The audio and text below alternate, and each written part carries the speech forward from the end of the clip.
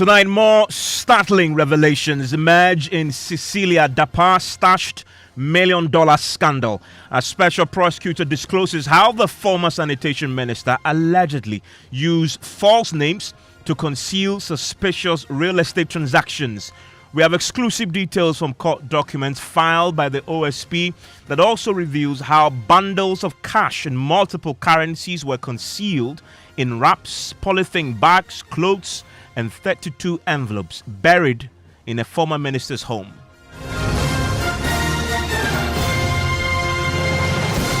This is Top Story with Evans Mensah. And Top Story is always brought to you by Vodafone. The special prosecutor may have lost in his initial attempt to get the court to confirm the freezing of former sanitation minister Cecilia Dapa's bank account and the seizure of her property. Well, tonight it has emerged the special prosecutor is back in court in force with the gloves now fully off, throwing everything at Madame Dapa. Exclusive court documents secured by Joy News Review. More startling details in this stashed $1 million scandal, with the special prosecutor disclosing how the former sanitation minister allegedly used false names to conceal suspicious real estate transactions. The documents also disclose how bundles of cash in multiple currencies were concealed in wraps, polythene bags, clothes, 32 envelopes, and buried in a former sanitation minister's home. My colleague Elton Brobe has been poring over that document and joins us on Zoom right now. Elton, a lot to go through. Let's start with one of the key issues that we read about in this particular document, and it has to do with the real estate transactions that we're now learning about today. Right, Evan. So in the document filed in court by the OSP, motion that will be moved on the 18th of October, the OSP says that its criminal intelligence further suggested that the first respondent, that's the former Minister for Water and Sanitation, Madam Cecilia Dapa, as a Minister of State, was engaged in an undisclosed and undeclared real estate business in which she obscured and concealed the transactions by employing the use of aliases to avoid detection of the actual ownership of the business and properties, whilst cleverly receiving the proceeds of the transaction in her bank accounts and investment as well, Evans. And indeed, the special prosecutor gives us a bit more detail. It gives the court a bit more detail to justify this particular point that he makes. And one of the details that he provides relates to the respondent, that's the Madame Cecilia Dapa's selling of a Snit Boteman estate flat. And it says that flat was sold under the name Nana Ya Ode. Now, indeed, and I'm quoting the special prosecutor here, it says, indeed, Cecilia Dapa appended her signature on all relevant correspondence with the buyer under the name Nana Ya Ode. Concerning the payment, Madame Dapa, through her agent, gave the buyer her bank account number. It was only at the point of payment at the bank that the agent of the first respondent, in this case, Madame Cecilia Dapa, revealed to the buyer that the true identity of Nana Ya Ode was the first respondent, and that's the former sanitation minister, into whose account payment of the purchase price of 117,000 cedis was to be made and was effected. Now, the special prosecutor says a copy of the investigation statement of the buyer in question is attached. In other words, they had investigated this and spoken to the buyer, who had given them further evidence, which they are placing before the court. They also marked an exhibit while the correspondence on the transaction signed by the first correspondent in the name of the Nana Ya Ode is attached and marked as well. So they also have documentation on which they claim to have Cecilia Dapa's signature, not signing as Cecilia Dapa, but signing as Nana Ya Ode in this particular instance. Now, they also goes ahead to talk about there's also the transfer of an amount of 149,000 into the first respondent's account as payment order for this Boteman sales account. And this was on the 17th January 2018.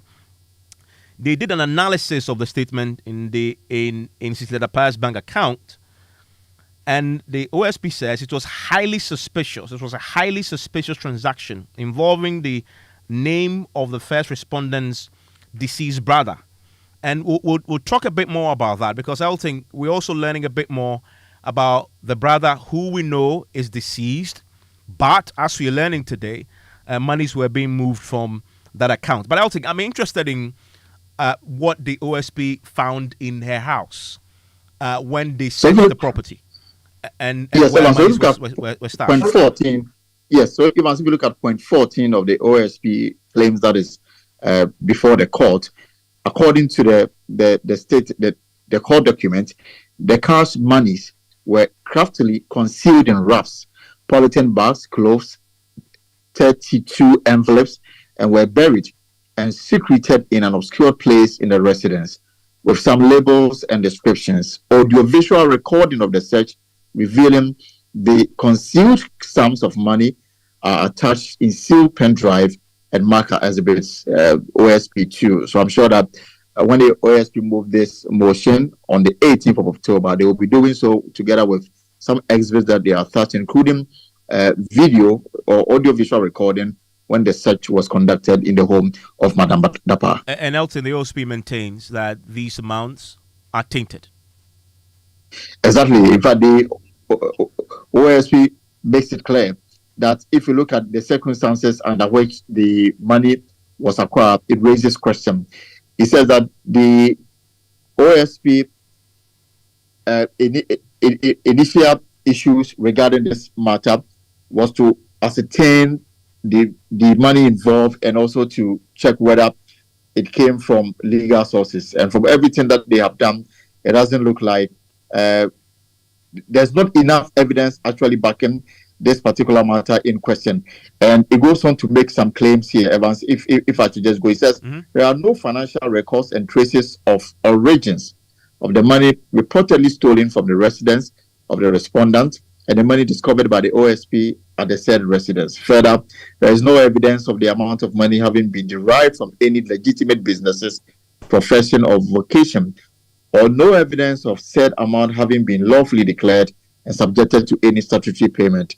During the search conducted in her presence, the first respondent, that the former minister, disavowed and claimed no knowledge of the presence of the said cash sums in the residence. The conduct of the first respondent, being a public officer, heightened the suspicion of the authorized officers of the OSP that the cash sum were tainted property. The statement goes to say that in her investigation, caution statement to the OSP during the course of the interviewing on the 24th of July, 2023, the first respondent, that's Madam Cecilia Dapa, stated that an amount of $800,000 out of the cash sum reportedly stolen from their residence belonged to a deceased brother, one Nana Akwesi son II. And there's an attached, exhibit that the OSP is hoping to move alongside this motion on the 18th of October. And so subsequently on the 28th of July, in a further statement voluntarily given to the OSP, the first respondent claimed that the amount of $590,000 concealed in a residence and discovered by the OSP was actually part of the $1 million the respondent had reported to the police as stolen from their premises. By this, the first respondent was suggesting that though the accused persons in the case, and the case is provided, the case in court, in fact, the amount they allegedly stole in the dollar currency was actually $410,000, and they've also attached these as well, Evans. And the OSP comes to this conclusion because they now reproduce what Madame Cecilia Dapa had told them during questioning, that the $590,000 that was found in her home is part of the money that was originally stolen, that had been reported stolen to the police. And the OSP then does the maths and says, if that's the case, then the $1 million that we've been reporting for weeks now that had been stolen, it's not $1 million after all. It actually comes down to $410,000 that is actually missing, because according to the on the record, investigative and interrogation responses, the former minister says $590,000 $800,000 of the 1 million is still at home, and it's part of the 1 million. That's how the OSP comes to that conclusion, which is something that the OSP is interrogating. But then also, Elting, there are further details also relating to a bit more, and it relates to the issues surrounding the first respondent, that is the Madame Cecilia Dapa, and the Yes. $800,000, which is also allegedly stolen. Yes, of course. And if you, in the words of the OSP, the first respondent faint having no knowledge of and could also not attest to the source of the cash sum beyond the mere statement that her deceased brother, who she had stated as being the owner of the $800,000 allegedly stolen from her resident-owned businesses. She later recalled, and plead her constitutional right to remain silent by refusing to provide information on the ownership and sources of the amount of money reportedly stolen from the said premises and the cash sum discovered by the OSP in the said premise. And the OSP again has attached evidence to back this assertion that they discovered in their investigation. So in other words, the OSP for the first time is telling us that Madame Sister Dapa pled the fifth. Exactly. She was not going to give further testimony and incriminate herself, possibly, because, as the OSP says in this court document, she had originally feigned having no knowledge of and also could not attest to the source of the cash sums beyond the mere statement that her deceased brother owned that money, right, that had been stolen. And then she was further pushed and interrogated. The OSP uses the word she recoiled later. And then that's at that point when she says, well, listen, I'm not going to answer any more questions on this matter. Yes, Evans. But then there's further, information provided by the OSP in this court document. It says the first respondent, again, the former minister, claimed in Exhibit 5 attached to this, motion that part of the discovered cash is discovered by the OSP in the said residence was proceeds from the sale of a Demarcare cosmetic business in 2003, which she kept in her home.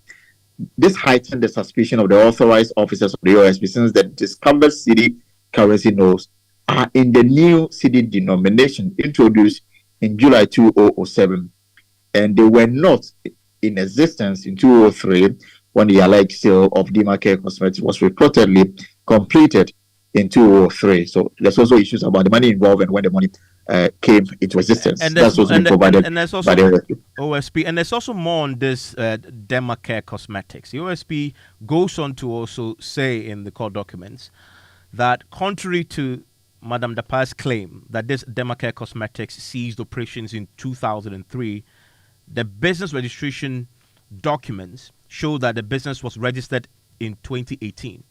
He says further, the first respondent, that is the former sanitation minister, was unable to provide particulars of the said business sale and proof of statutory payment in respect of the said business. I'll take. Yes, Evan. So, yes.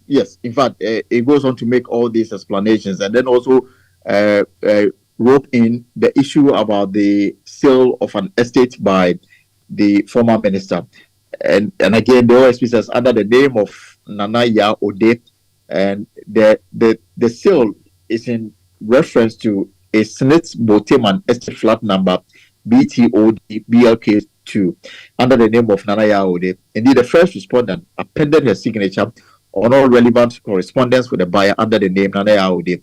Concerning the payment, first respondent through her agent gave the buyer bank account. The account number is provided. It was only at the point of payment at the bank that the agent of the first respondent revealed to the buyer that the true identity of Nana Yahode was actually the first respondent, into whose account payment of the purchase price of 117,000 Ghana cedi was being made and effected. A copy of the investigation statement of the buyer in question has also been attached by the OSP. There's also the transfer of about 140,000 Ghana cedis into the first respondent bank account details provided as payment for the Smith Boteman sale account on January 17, 2018. Analysis according to OSP. There's a very important part that also comes to light in this. We've reported a lot about Cecilia Dapa's deceased brother. and how in the initial police reports, it had been said there that some part of the monies that were found in her home belonged to this deceased brother. But also this time in this court documents, we're learning that apparently, and from the evidence that the OSP is providing and putting before the courts, monies in the dead brother's bank accounts were being transferred to Madam Cecilia Dapaya's account, even at the time when his death had been confirmed and he was still deemed deceased. Yes, Evans, if you go through the statement, there's analysis of the statement in a first respondent's bank account is highly suspicious transaction involving the name of the first respondent deceased brother, Nana Akwesi Isan II. The said Nana Akwesi Isan died in January 2022. And there is no record domiciled at the financial institution of probate or letters of administration granted to personal representatives. Strangely, according to the OSP, there are active transfers from the deceased bank account to that of the first respondent's bank account. Details are again provided. As recent as 19th September 2022 and May 23rd, 2023, an amount of 10,450 Ghana cedis, as well as an amount of 11,284 Ghana cedis, respectively, were transferred supposedly by the deceased brother to the first respondent. And the analysis again conducted on the first respondent bank account, account reviewed the following payment transactions into the account, which are unsupported by the first respondent disclosed lawful income. Deposit of 130,000 US dollars by the first respondent on November 22nd, 2016. A transfer of 100,000 US dollars by the first respondent on the 29th of June 2023. And they've attached the exhibits as well. They've done their own analysis and came to a conclusion that it reviewed that the following transaction unsupported by the first respondent disclosed lawful income. And they've given a breakdown of some additional two payments in a sum of 75,000 Ghana cedis, 54,000 Ghana cedis, respectively made by check deposits into the first respondent's bank account, and another 100,000 Ghana cedis also made into the respondent bank accounts. And also within a period of 5 months, precisely on the 16th of August 2022 and 25th January 2023, transferred by the first respondent from this account of the sum of 300,000 Ghana cedis, 350,000 Ghana cedis, 650,000 Ghana cedis.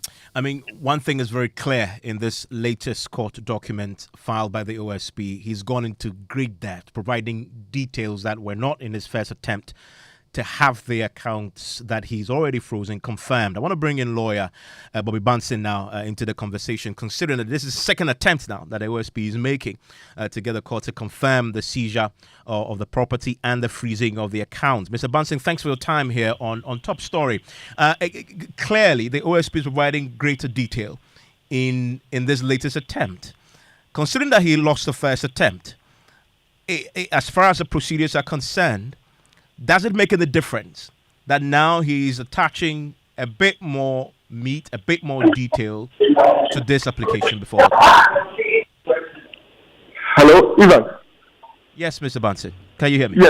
Yes. Can you I lost you for a second. Yes, I'm just asking. I mean, on the face of the document before the court, the OSP is clearly providing greater detail compared to the first attempt he made. I'm just curious on the procedures. Considering that he lost the first attempt, does it make any difference that now he's adding a bit more meat? Well, good evening to you, and thanks for the opportunity. Procedurally, he can still have a second bite at the cherry because the application that he filed was not dismissed on the merit to that extent. I think the judge mainly rested his decision on the fact that he had filed out of time. That is one. Two, in such matters, a court does not become fontus officio in delivering what may generally be called interlocutory decisions, so that the court has not finally determined whether Madam Cecilia Dapaya is guilty of all the allegations that the OSP throwing at her. You know, at this stage, OSP is seeking a confirmation order to enable the OSP continue its investigations.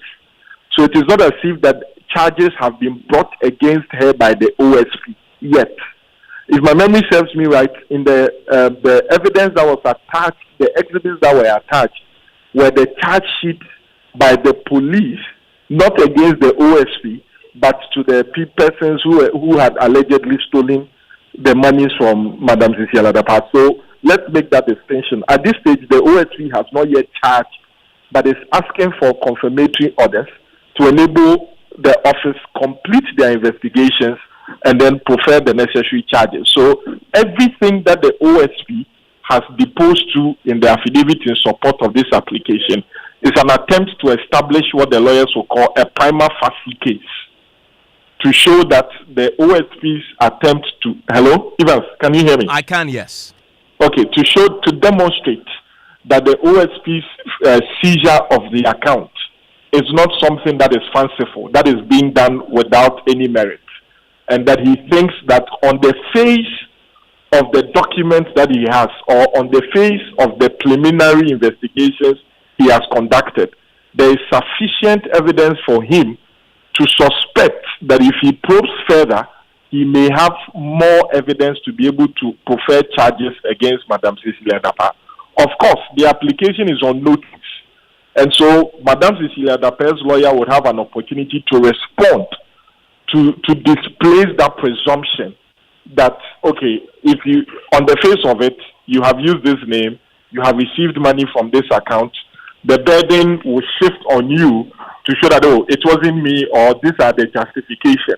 If the judge looks at it, at the document that have been presented, and in the opinion of the judge feels that there is no prima facie case, the judge has the jurisdiction to refuse the application or may grant the application.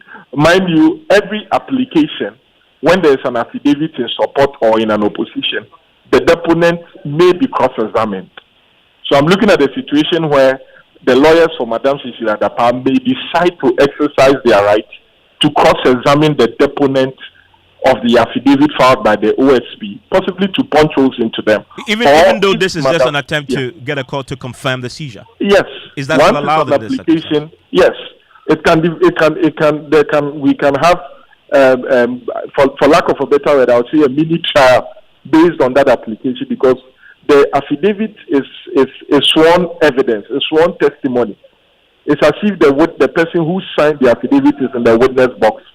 And so if the lawyers for Madam Cecilia Dapa or Madam Cecilia Dapa has the strong view that cross-examining the deponent will expose the inconsistencies in the document, they may decide to exercise their constitutional right to do so.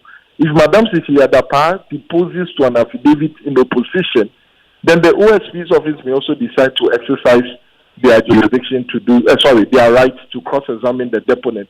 But at this stage, the OSP's attempt is to establish a prima facie case to show that his freezing of the account has some basis, even though it is not concluded. It has not concluded its investigations yet. There is enough basis to hold on with the monies or the properties that they think is tainted, and then complete their investigations to enable them develop it further. And I wonder if it may become relevant in this particular case, considering what the OSP did in complying with the first court order that they lost, which is that release the funds and release the property and defreeze the funds in the account. The OSP did so, but immediately reconfiscated the assets and froze the account again. In other words, they got them to sign, but they didn't actually take possession of the property. May that become an issue in court? I do not see how that becomes an issue. The court order, the previous order, was in response to an application that had been filed by the OSP's office. The court dismissed that application, but the court did not restrain the OSP from conducting further investigations. And so, for instance, if today a police or the OSP's office thinks that I hold tainted property, I go to court and I have not been charged with stealing as a public officer, as it were, but the OSP goes for these interlocutory measures. The outcome of the interlocutory measures does not create what the lawyers will call estoppel or res judicata, because the court had not determined whether or not Madam Sisi Adapa is guilty of any charge.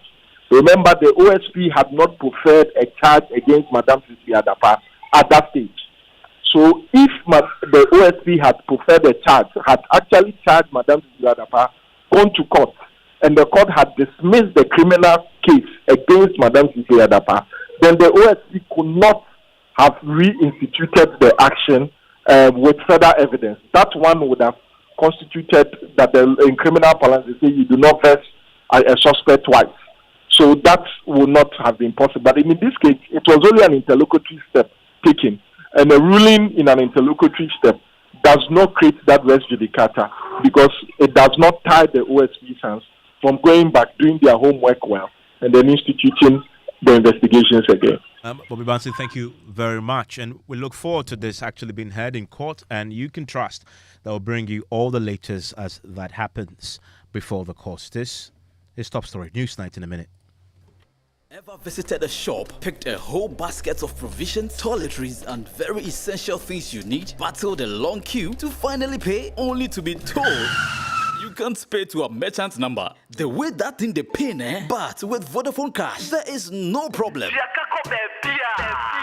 Now on Vodafone Cash, you can pay all merchants on all networks. Easy peasy. Aye straight. Aye direct. Aye sharp. From your Vodafone Cash wallet to any merchant number on other networks. So whether you are buying provisions or fuel, medication or food, whatever the service or need, just pay conveniently from Vodafone Cash to any merchant's number. Simply dial *110# to make payment to merchants on other networks today. Vodafone.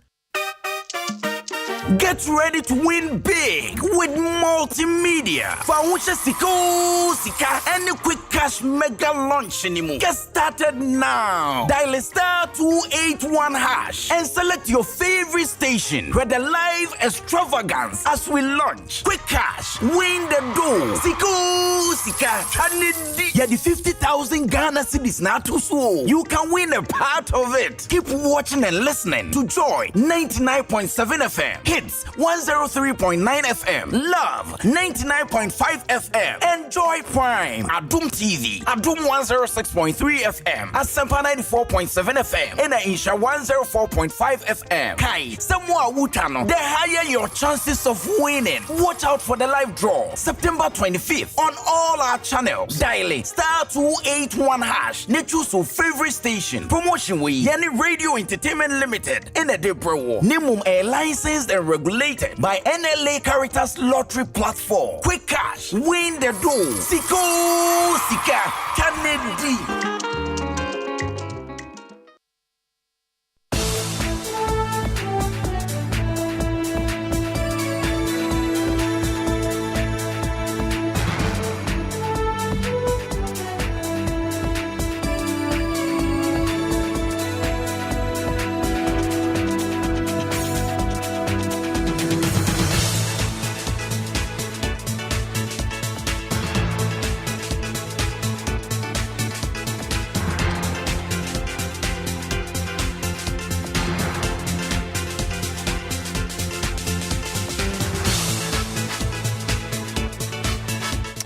In the next 60 minutes here on Newsnight, minority vowed to oppose EC's proposed CI every step of the way after the commission blamed the struggles to decentralize the ongoing voter registration exercise on the refusal of Parliament to pass that CI.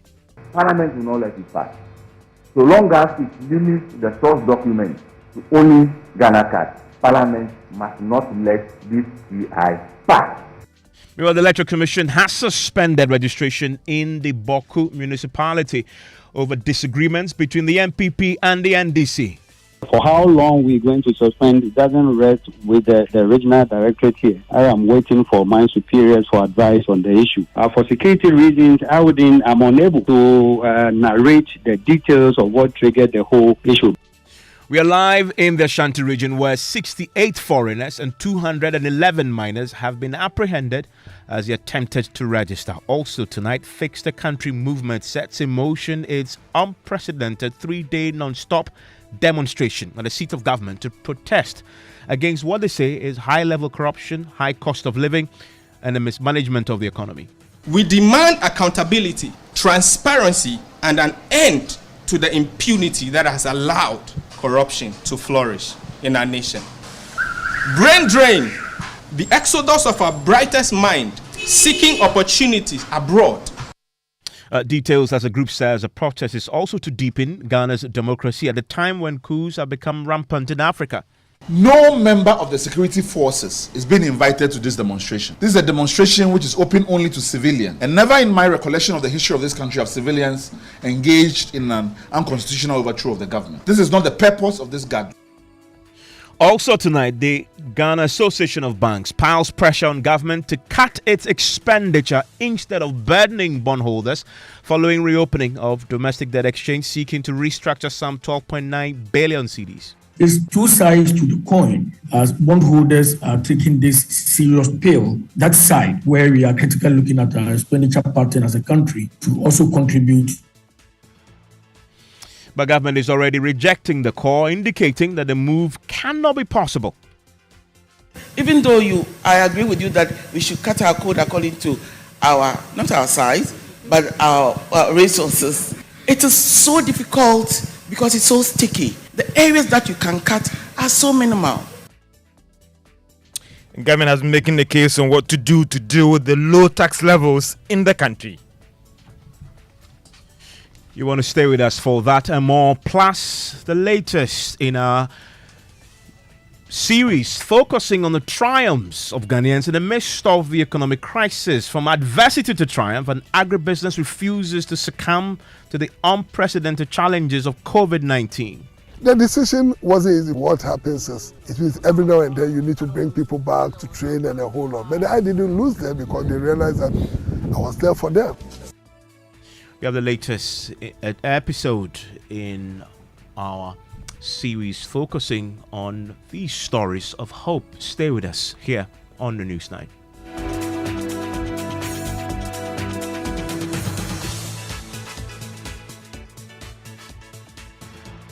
Well, the opposition NDC in Parliament have vowed to ensure that the proposed constitutional instrument of the Electoral Commission does not pass through the House. Now, the proposed CI makes the Ghana card the sole identity document to register as a voter, and the EC insists with the new CI it can undertake continuous registration. Now, at a news conference yesterday, the EC chairperson Jim Mensah took on Parliament over its refusal to allow the proposed CI to pass. As you are all aware, the Commission prepared a draft CI for continuous registration in all district offices nationwide. This initiative started last year, and the registration we were envisaging under the draft CI was for a sustained long-term basis. Indeed, had the CI passed, we would have had some 6 months this year to register voters at any time of their choice. Our 2023 budget and work plan were prepared along those lines. Our 2023 work plan and budget was based on a continuous registration of voters in our district offices nationwide. We did not factor electoral area registration in our 2023 work plan and budget. Well, there's been a reaction tonight from the minority. We can hear from the minority spokesperson on constitutional and legal affairs, Bernard Ahiafo, explaining that the minority will not soften its stance on the CI and will not allow it to pass. What percentage of Ghanaians have Ghana card? Let's alone talk about those who will turn 18 and those who have not been registered as voters. So we realize that the new CI will be causing more harm to Ghanaians than good. There is nothing useful in the new CI. The only thing being introduced by the new CI, I maintain, is the amendment of Regulation 1 to limit the source documents, which were 3, in line with the Supreme Court decision in the case of Abu Ramadan. He has the constitutional right, he has the discretion to determine the number of days, number of weeks, and number of months that a continuous registration exercise is supposed to be conducted. So her inability to do it for a longer period cannot be attributed to the non-passage of the new CI. That, I maintain, is an intellectual dishonesty. Secondly, We parliamentarians do not prepare budget for the EC, but we approve budget for the EC. If the EC were to be saying that he has prepared budget to conduct limited registration in an electoral area basis, that Parliament has not given an approval, that he has a point. But without saying so, then I do not think Parliament of the Republic of Ghana stands to be blamed for the inability of Madame Jane Mensah, the chairperson of the EC, to conduct limited registration for based on electoral areas. Why? Parliament will not let it pass. So long as it limits the source document to only Ghana card, Parliament must not let this CI pass. Well, both sides of the House had agreed that the EC must amend the proposed CI before it is laid in Parliament. The NDC and MPP sides also agreed that the EC must include the guarantor system. Now, a few weeks ago, the Majority Leader, Oseche Mensah-Bonsu, explained on PM Express that the agreement will not hold if the NIA registers enough Ghanaians for the Ghana card, but also argued that no one can stop the EC from laying the CI. Saying that it was contingent on where we were at the time, because there was that backlog. We've not gotten to have any discussions with them subsequent to this, and that is why I said we want to hear from the A where they are, the EC, and if there are any outstandings with the Finance Ministry as well. We want to know before we'll see where we would be. But for now, I'm not able to speak to it because we've not had any subsequent engagements with the NIA. The Ministry of Finance said they had released some amounts to them. Is it sufficient to cover some ground to enable the EC do what they propose to do? Where are they standing now? We need to know all this. So fair to say, there is no consensus on including another mode for registration. First of all, let's get this straight. Because I remember some colleagues were saying that, well, if these proposals were not met, will not allow the Electoral Commission to present the instrument to Parliament. As I stated on the floor, nobody has any authority to prevent the EC from presenting the instrument in Parliament. I want to bring in now the ranking member on the Subsidiary Legislation Committee, an MP for Asante Akim North, and the Apia Kubi, who represents leads the MPP side on that committee and joins us on the telephone line right now. Mr. Apia Kubi, thanks for your time here on Newsnight. You're welcome, my brother. Now, earlier we heard the minority and your colleague leader on the committee make the point forcefully, vowing to resist any plan to lay the proposed CI. What is the current majority stance on this matter? Well, I think the two sides of the House were unanimous in advising EC that if it was possible, they should include the guarantee system. In any case, the Electoral Commission is an independent constitutional body, and therefore have the mandate and latitude to enact to suit their circumstances. Albeit that the advice was sent to the EC to include the guarantee system, the EC is of the opinion that going forward, they will not be in the position to include the guarantee system, and therefore insisting that we should grow into the future, and the way to go is to provide identification through the national identification system. And we have gone back and forth with Parliament together advising. And don't forget that we only have advisory capacity as of now.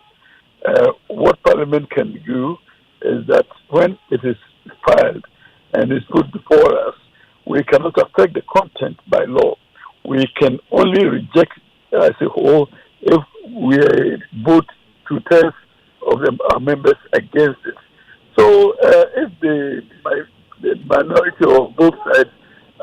opinion that without the inclusion of the guarantee system, the CI should not pass. Then let it be so determined in the plenary, as we Ghana's 2/3 of our membership in rejecting the CI. Just for clarity, as we stand tonight, the majority side is in favor of the inclusion of the grantor system. That was the position as it was at the time that they submitted. Don't forget, we have had a pre-laying conference, and the pre-laying conference have been agreed, and we have discussed all the various provisions, and the only bone of contention is the inclusion or otherwise of the guarantee system. And after the time that it came to the plenary for discussion, we are of the opinion that the EC will have to consider including the guarantee system, except that the EC is of the opinion that it will not be able to include the guarantee system, and therefore every one of us will have to have a national ID to be able to access the right. So what I'm saying is that at the point that the EC feels strongly about excluding the guarantee system, what is left for us as members of parliament would be for us to vote against it and vote to test of our membership against the bill. From what you describe, nobody has any right to prevent the EC from executing its mandate. That includes also amending the laws which we will use in the legislation. So EC is insisting on the use of the national identification card only. The only other option we can have, if we disagree, would be to vote against it. Yeah, and talking about that, the majority or minority or the can stop them from laying in, and that's why we need clarity now, Mr. Piakubi. EC from filing the CI. Yeah, Mr. Piakubi. So as far as that is concerned, if nobody can stop them from filing it, where is the CI as we speak? Oh, the CI. I'm sure the CI will be filed as soon as we reconvene. In fact, at the time that we were rising, we had just finished with the discussions, the pre-laying conferencing, and that I believe that they knew that we didn't have the time of 21 days of sitting for the CI to pass, so they did not even file it. But when we reconvene, I am sure that they are very ready to file the CI, and then it will go through the statutory period of 21 days. If within the period anybody is of the opinion that it be rejected, then that person or that group of persons will file the motion, and it will be subjected to the vote. If it comes down to that vote, based on what you've just elaborated, that both sides are in favor of inclusion of the guarantor system, which is that you're opposed to the EC's suggestion or insistence of making the Ghana card the sole identity document for voter registration. If we take that stance, which you say is still the stance as you know it as the last time you checked, if this comes down to a vote, this is rejected by the House, is it not? Well, I don't know. I cannot say for sure that it will be, because pursuant to that, the EC has prepared some explanations why they prefer the use of the national identification card only. And from now, for me speaking to you, I have also accepted the explanation, and I think that we must be forward-looking. And therefore, when it comes to the plenary for us to vote, I will vote in favor of the CI. I will do that. Yesterday, the chairperson of the Electoral Commission called out Parliament for frustrating its work and making it impossible for it to decentralize the current limited voter registration exercise the way they had hoped. Do you accept that criticism? My brother, I don't think that anybody has the right or power to frustrate the EC and undertaking its mandate. Well, the EC's view is that Parliament is frustrating its work by not allowing the CI to proceed the way they had planned. if the EC files it and the EC files it and the Parliament in any way attempts to frustrate the EC, the EC has the constitutional right to go to court for court to make a pronouncement, Supreme Court to make a pronouncement and determine whether or not Parliament has any power to frustrate the filing of a CI. And I'm sure that the Supreme Court will speak for the EC, because we cannot frustrate it. The only way we can stop the passage of the CI will be to vote against it. Beyond that, there is nothing more that we can do. Thank you very much. That's Andy Apiakubi there, and he's a ranking on the Subsidiary Legislation Committee in Parliament. Meanwhile, tonight, there is tension in Boku as the Electoral Commission has been forced to suspend the limited voter registration exercise due to disagreements between the NDC and the MPP. Upper East Regional Director of the EC, Williams Obeng Dakwa, provided updates to Joy News. We're going to suspend. It doesn't rest with the regional directorate here. I am waiting for my superiors for advice on the issue. For security reasons, I'm unable to narrate the details of what triggered the whole issue. But I will say in simple terms that on point of service, we had little misunderstanding amongst active political players. And therefore, in the name of peace, we thought it was unsafe for our personnel and equipment to be exposed. Therefore, we had to put... Mr. Obendakwa, what exactly caused the misunderstanding? That's what I'm saying. For security reasons, I'm unable to give the details. But what is heartwarming is that we've gone past that, and yesterday we all engaged political actors on the ground. And hopefully, we're waiting for advice from our superiors in Accra. So anytime we get the signal, we will reactivate the centers for the continuation. Do I get the sense that for you, who is on the ground, everything appears to be good enough for the process to continue? You just need a superior's confirmation of that. Exactly. In terms of personnel and materials, nothing is missing.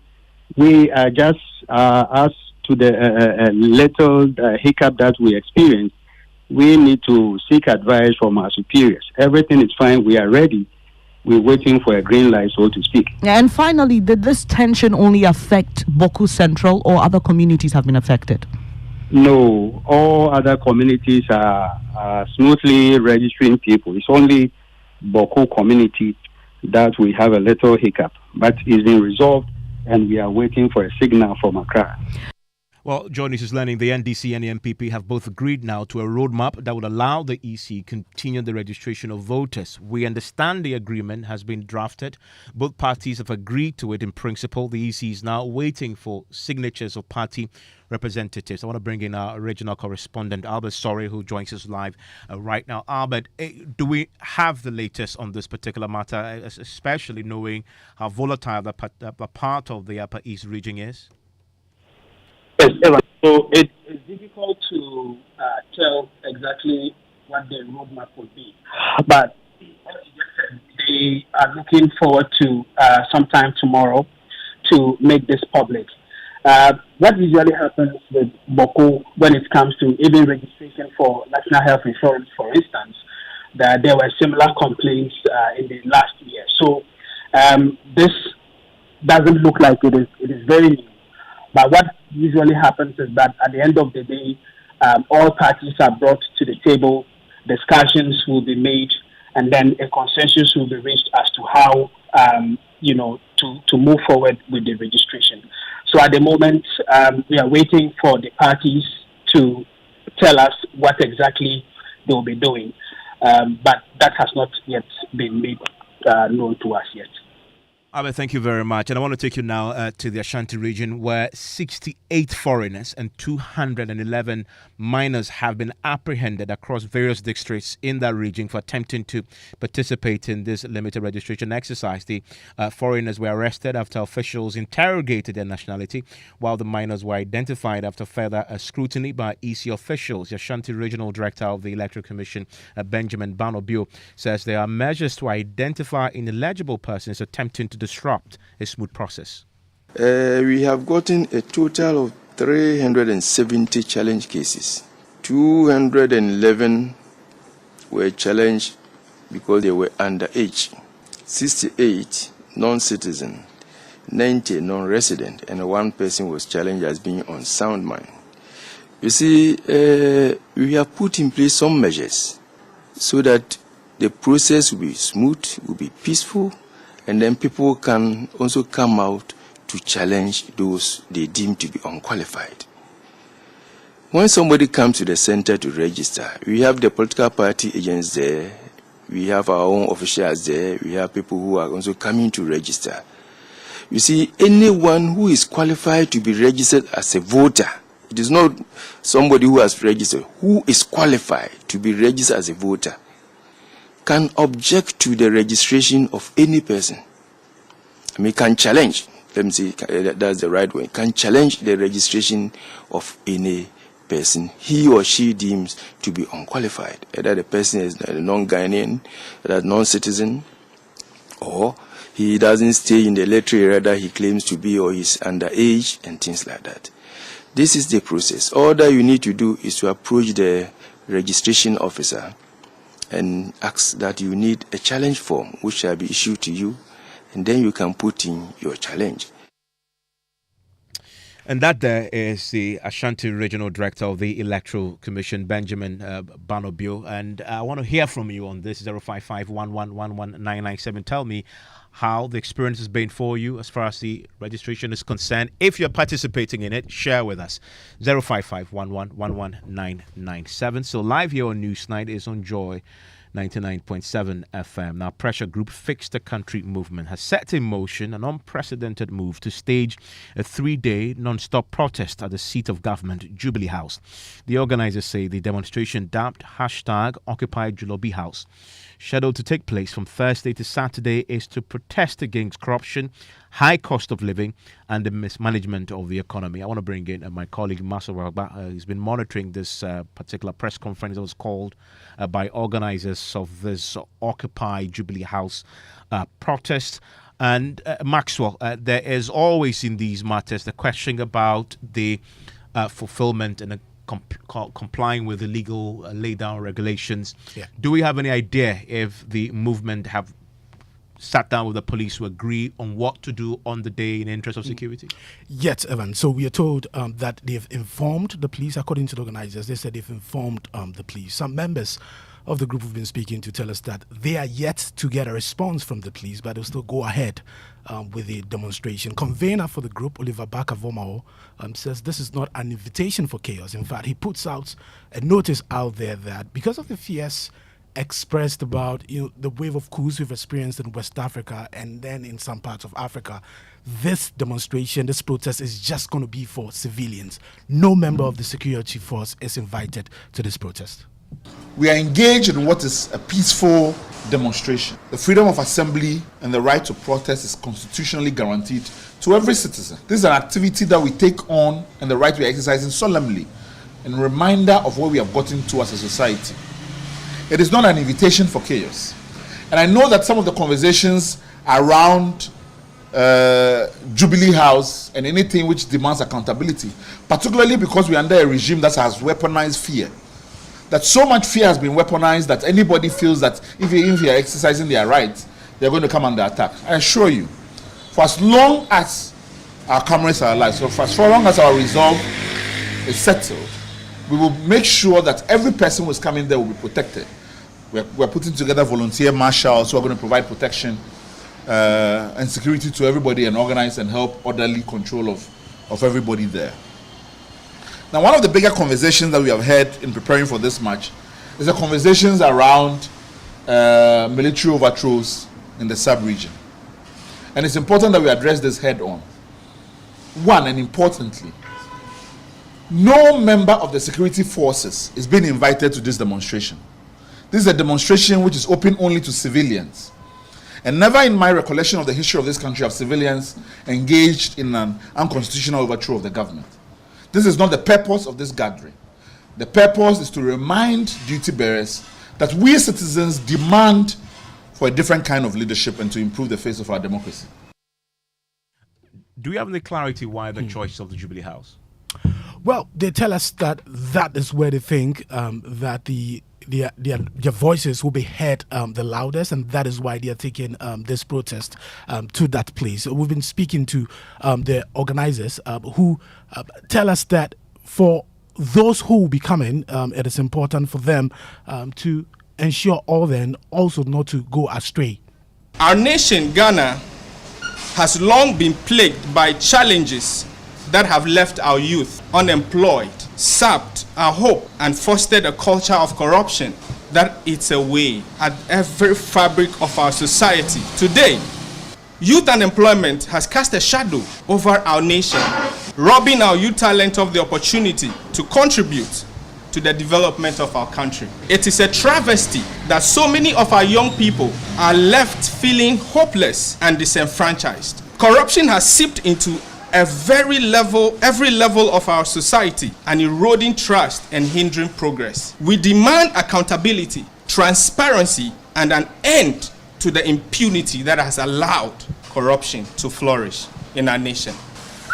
Brain drain, the exodus of our brightest mind, seeking opportunities abroad, is a symptom of the challenges we face today in our country. I want to bring in convener of the Fix the Country movement, Oliver Bakavomo. Also joining us is the Deputy Trade Minister. That's Dr. Stephen Amwa, also joins us on the line right now. Mr. Vamawo, the Jubilee House obviously is a national security installation, and I'm curious to know, when you sat down with the police, if you've done that yet, what feedback did you get from them? Thank you, Evans, and I appreciate the opportunity to join the discussion. In our conversation with the police service, I think that the police have always indicated to us an interest in preserving the constitutional rights of people to demonstrate. We made it clear to them in respect of why we have chosen Jubilee House as the focus of our picketing. And we gave them 6 key reasons. One, we mentioned to them that Jubilee House remains a symbol of accountability, and that by picketing at the Jubilee House, we are hoping to send a clear message that we hold our leaders accountable for the actions and decisions, and that it's a direct call for transparency, good governance, and ethical leadership. We also emphasized to them that protesting at the Jubilee House has always had significant or historical significance, or the seat of government at least. Throughout history, many transformative movements worldwide have converged on the centers of power, whether it's the civil rights marches to the U.S. Capitol or protests in front of the presidential palace in Cairo during the Arab Spring. Such actions have often catalyzed change and signaled the urgency of the people's demands. Now, the Jubilee House remains the people's house. The house belongs to the people of Ghana. And for us, it remains a symbol of our shared heritage and aspirations. So by marching there, hoping to reclaim our stake in our nation's future and asserting our rightful place in shaping the destiny of this country. Now, I'll give you historical examples. Throughout our history, whether during the colonial period, protests have always started and ended at Christiansborg Castle. Even if you recall, in 1948, one of the ones that propelled the movement towards our independence was what led to the Christiansborg Castle shootings. Even after that, protest upon protest, whether it's during the military era, whether it is through Le Mans government or PNDC or NDC, have always gone to the Christiansborg Castle as the seat of government.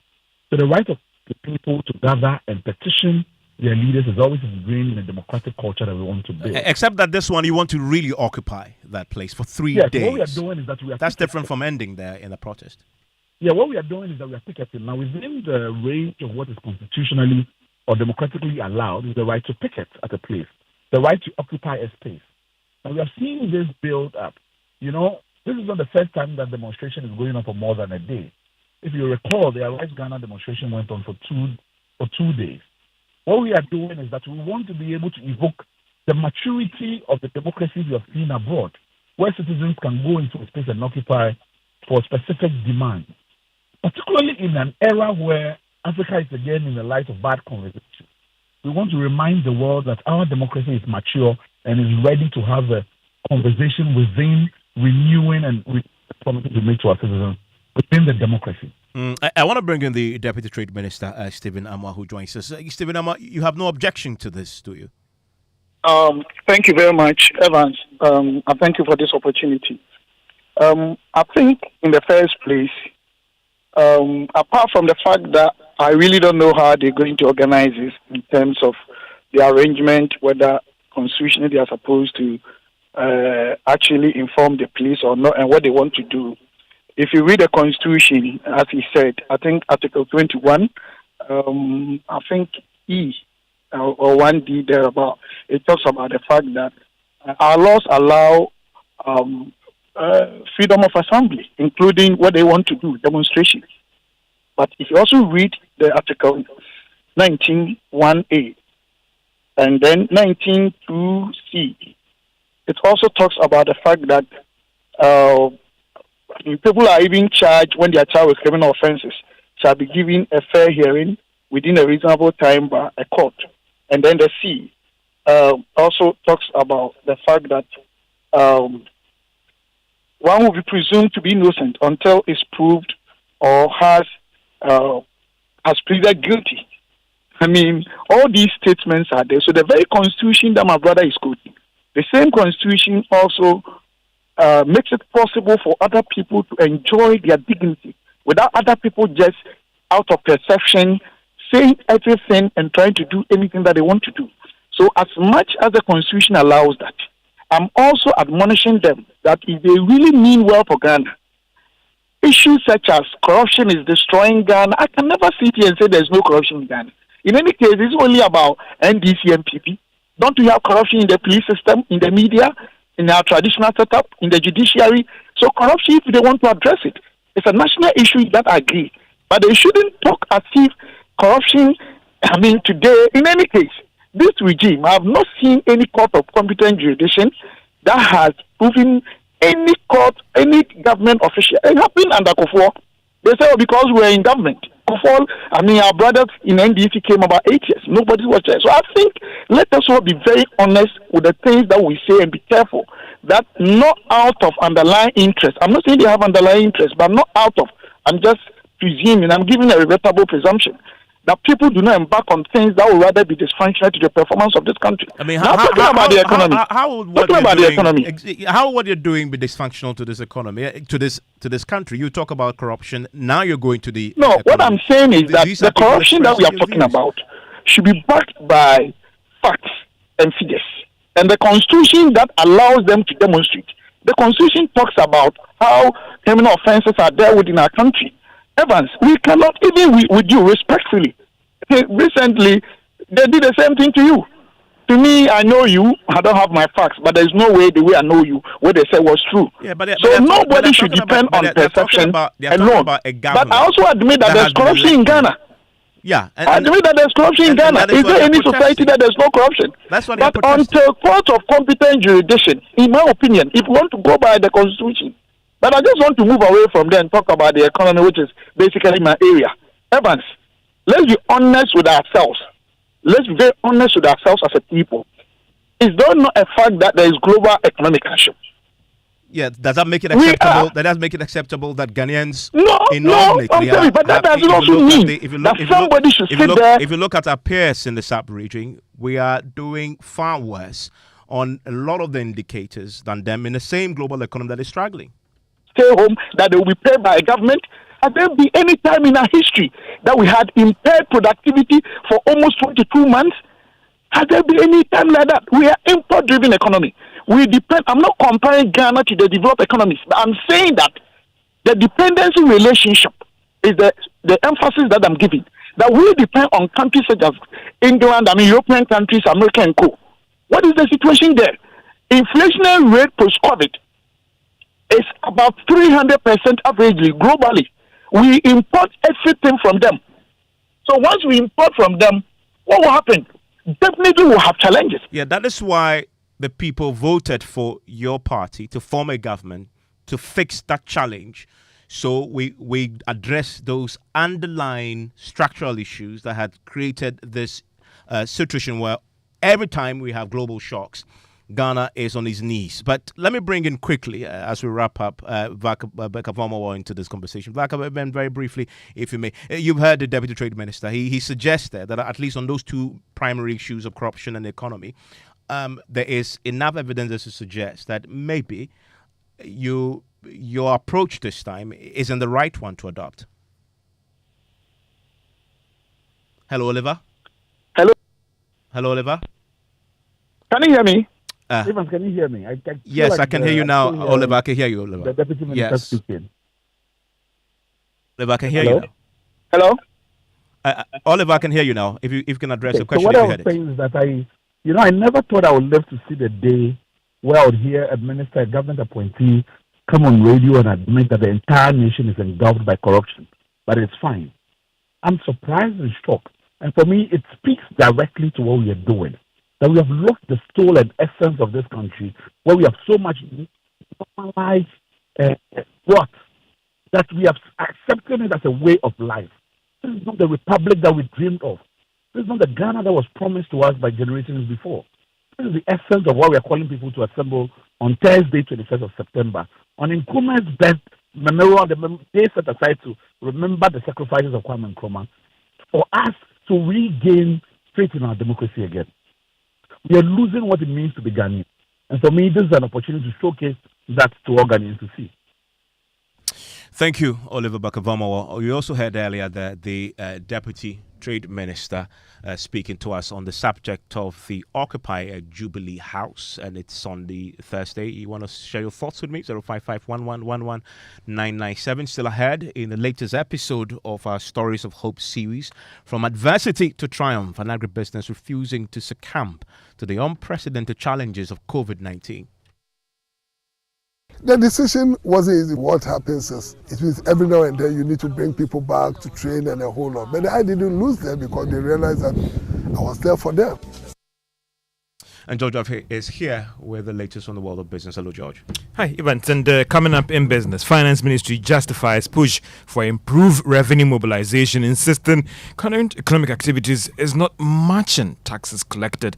And government insists measures are being implemented to deal with funding challenges facing businesses in the export sector. Business News on Newsnight is brought to you by MTN Business. Welcome to the new world of business. Kingdom Books and Stationery, Best Than Charcoal and Herbal.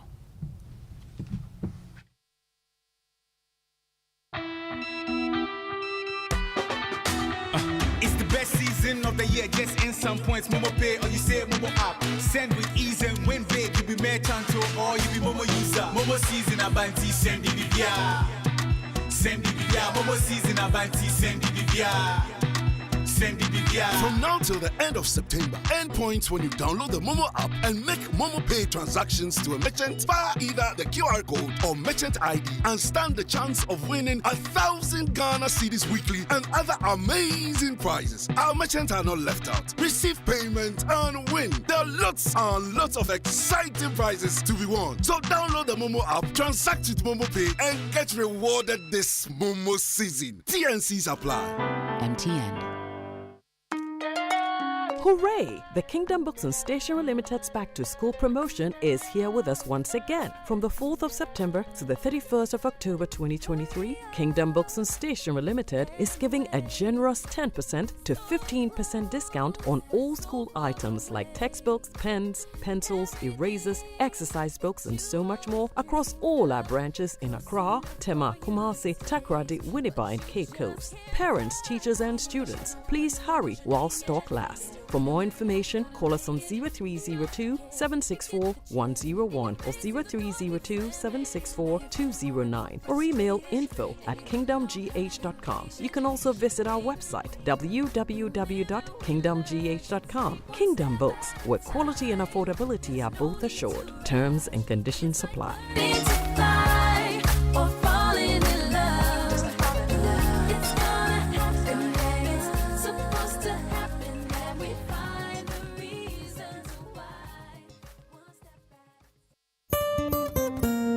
No matter your water needs, Sintex has it all. Sintex tank was first to introduce double layer tank, and now you can have as many layers as you want. Sintex tank was first to introduce white inner layer tanks in Ghana, and now introduces the customer specs order, which will let you order any color and size you want. Sintex tanks gives you the biggest warranty of 7 years, which no other tank gives you. So whatever your water consumption, size of project, or demand, choose Sintex tank. Syntex tank, stress-free. Syntex tank, reliable. Syntex tank, maximum guarantee. Call 0244 335 168. Kumasi 0505 555 666 or visit syntexgh.com.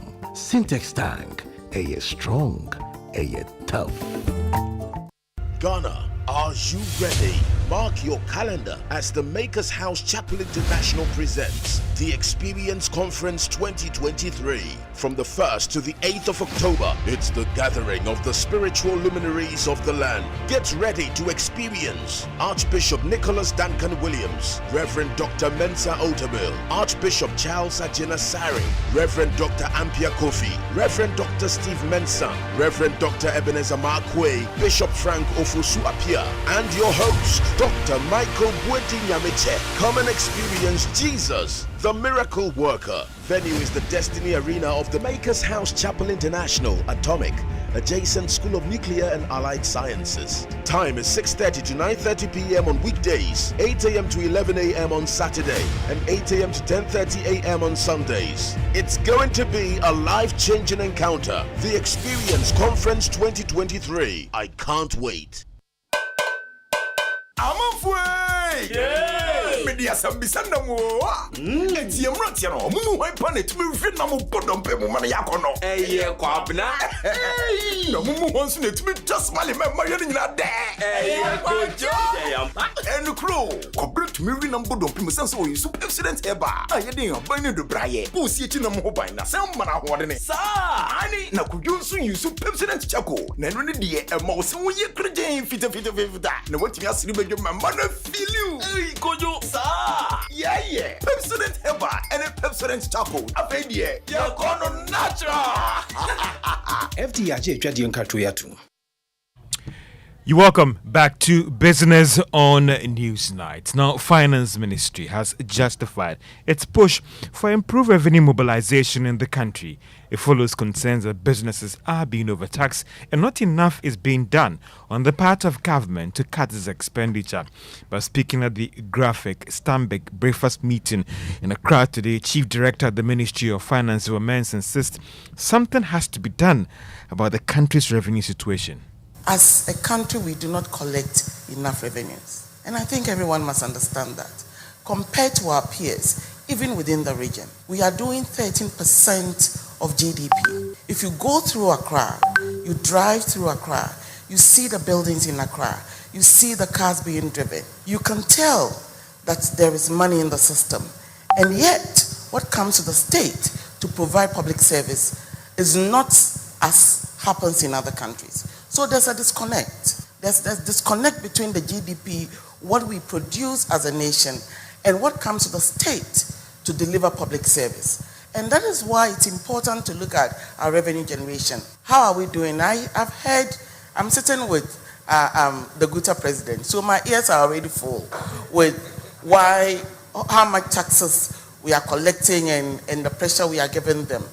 But do businesses pay enough taxes? Do professionals pay enough taxes? Chief Director, the Ministry of Finance, Eva Mentz.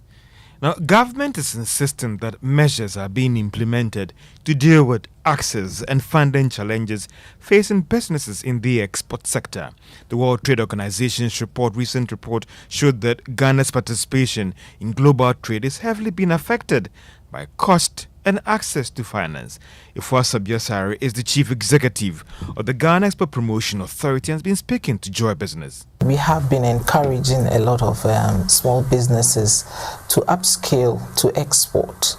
And in upscaling, they need a funding. And if we are having all kinds of conditions and very expensive trade financing outlets, it's not going to, it's like we build them up to a certain crescendo and then we leave them hanging. They don't know what to do. So it is quite difficult. And I'm asking that for you at the authority, is there anything that you're doing? Because we've had EDIFE, we've had a lot of institutions in the past, specialized credits, but it appears that we still have a long way to go.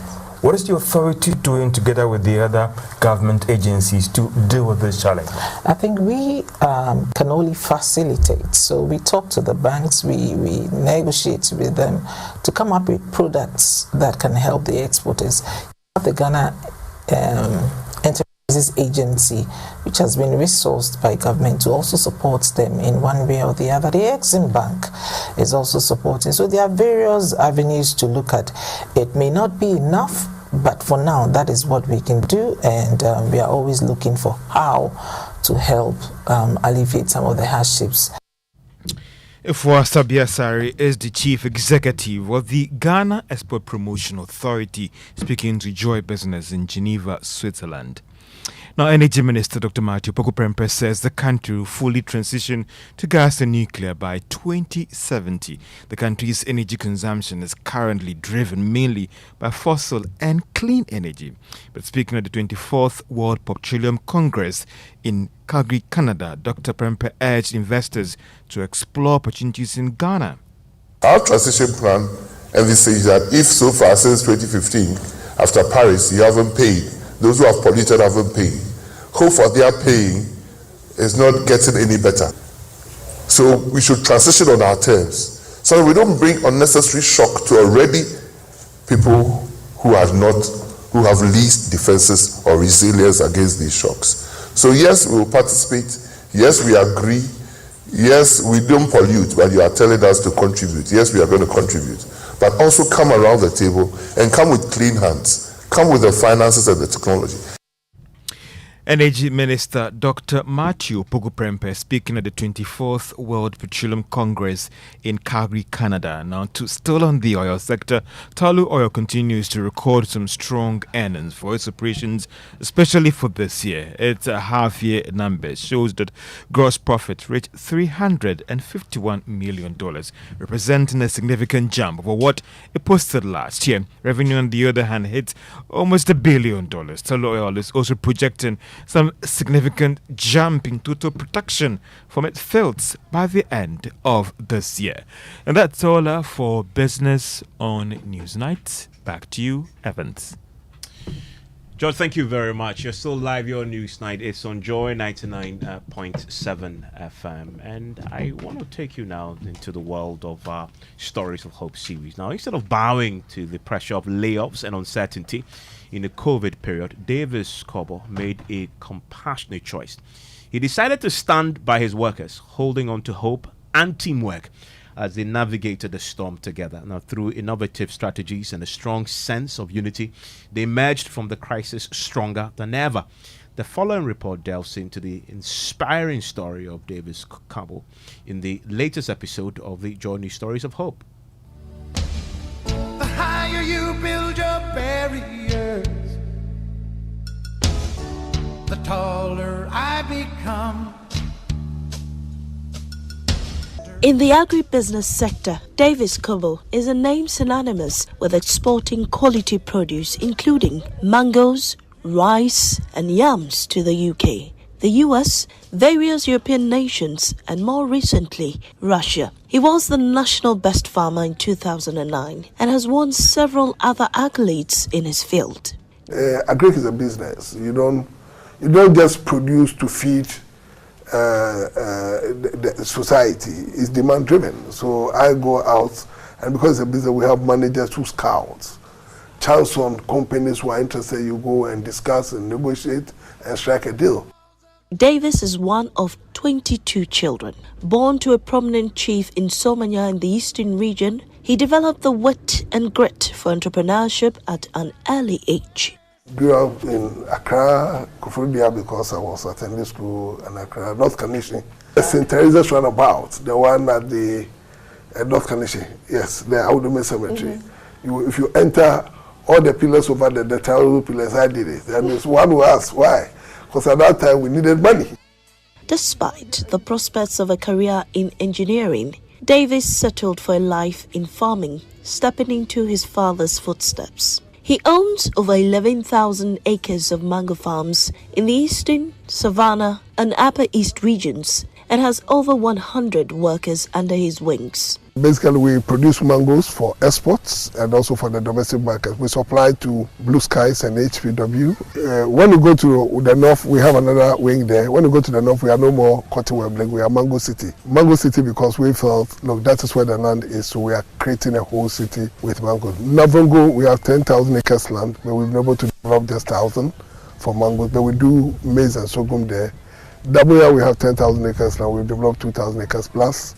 Work was running smoothly until the COVID-19 pandemic struck, bringing with it unprecedented challenges.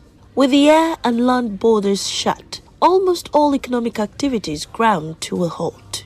Davis found himself at the crossroads. He had to choose between laying off his dedicated workers or finding other ways to keep the business afloat. When disaster struck, our mind also struck, eventually shattered.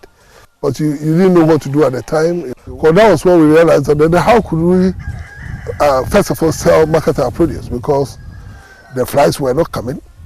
And I'm not sure anybody can walk and carry produce to Europe or the UK. But here's where Davis stood apart, full of empathy and a commitment to his team. He made a courageous decision. Instead of layoffs, Davis chose to sacrifice and stand by his workers, even though his business teetered on the brink of a shutdown. He used monies saved for reinvestment to rather pay salaries. He knew it wouldn't be easy, but he was determined to weather the storm.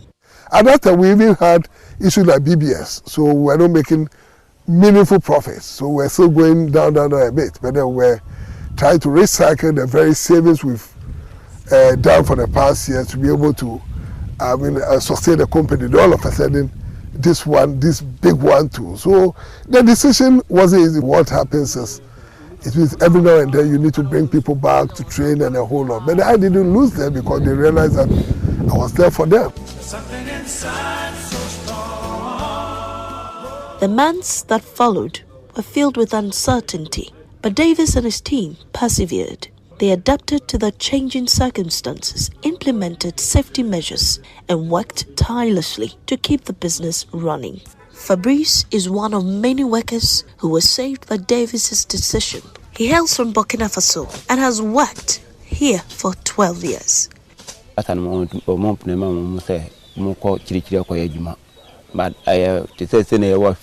were mostly indoors. We couldn't go out because nobody wanted to contract the virus. It was a time we couldn't even see our friends. Today, he is lucky to still have a steady income to be able to take care of his wife and son. At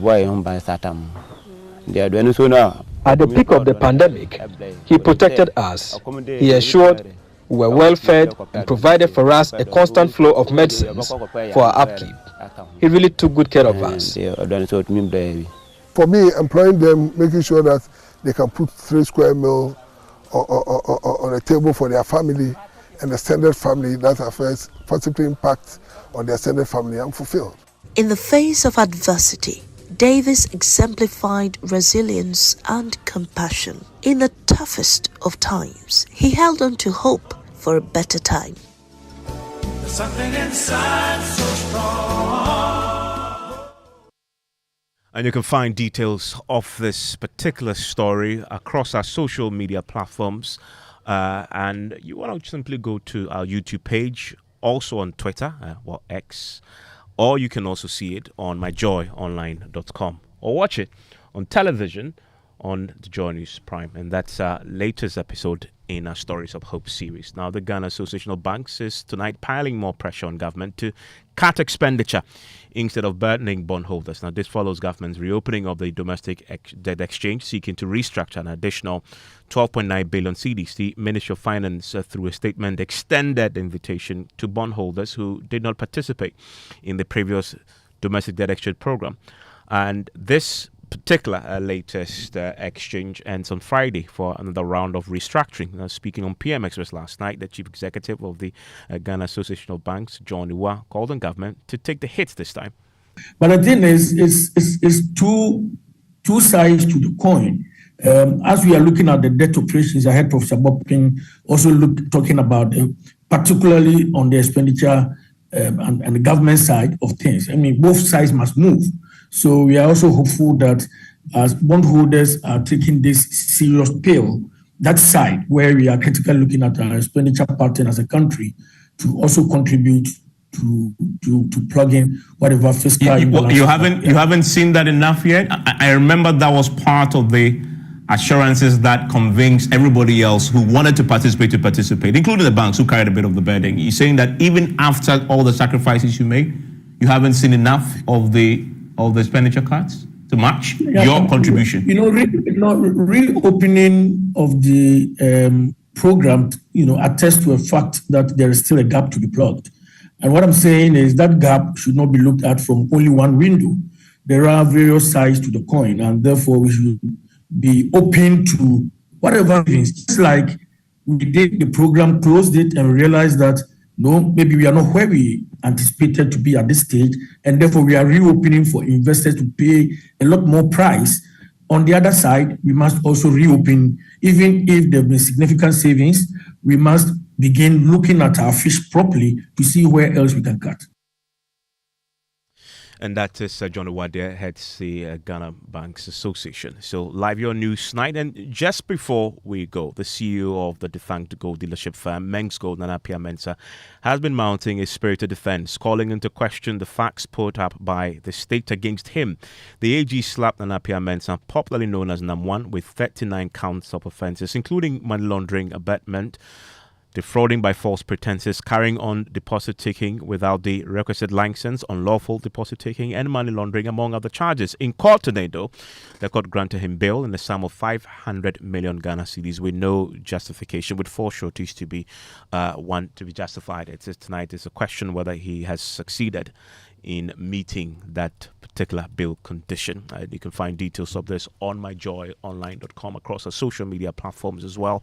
That's it for News Night. Tonight, you want to join the sports team because they're bringing you a commentary of the UEFA Champions League match.